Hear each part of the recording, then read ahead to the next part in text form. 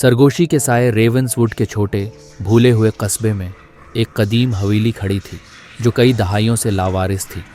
रात के वक्त उसकी दीवारों से निकलने वाली खौफनाक सरगोशियों के बारे में शहर के लोग खामोश लहजे में बात करते थे। उनका कहना था कि हवेली मलून थी, इन लोगों की रूहों से परेशान थी जो उसकी हुदूद में ही हलाक हो गए थे। एक तूफ़ानी शाम एलिज़ा नामी एक मुतजस्सिस नौजवान औरत ने हवेली को तलाश करने का फ़ैसला किया। सिर्फ एक टारिच और अपनी हिम्मत से लैस होकर वो कड़कती हुई सामने के दरवाजे से निकल गई। अंदर की हवा धूल और बुसैदगी की खुशबू से भरी हुई थी। जैसे जैसे वो गहराई में चली गई, सरगोशियाँ शुरू हुईं, पहले नर्म, फिर ज़ोर से, ज़्यादा इसरार। ये जगह छोड़ दो, उन्होंने खबरदार किया, लेकिन एलिज़ा ने दबाया। एक नाकाबिल फ़हम ताकत से खींचा गया। वो अजीम उलशान सीढ़ी तक पहुंची।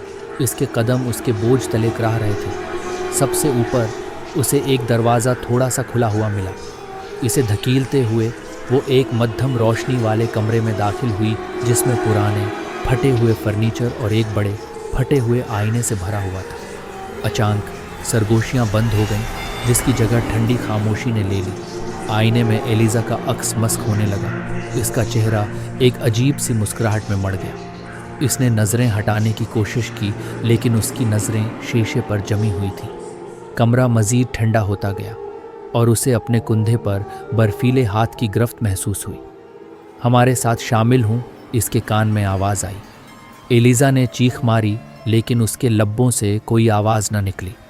कमरे के साए उसके गर्द घूमते हुए इसे आईने की तरफ खींचने लगे। उसने जदोजहद की, लेकिन ताकत बहुत मजबूत थी। एक आखिरी मायूस रोने के साथ इसे आईने में खींच लिया गया। इसका अक्स गायब हो गया। अगली सुबह शहर के लोगों ने हवेली का दरवाज़ा खुला पाया, लेकिन एलिज़ा फिर कभी नज़र नहीं आई। सरगोशियाँ जारी रहीं, पहले से कहीं ज़्यादा ज़ोर से, और शहर के लोग जानते थे कि रेवंसवुड के सरगोशियों के साए ने एक और रूह का दावी किया है।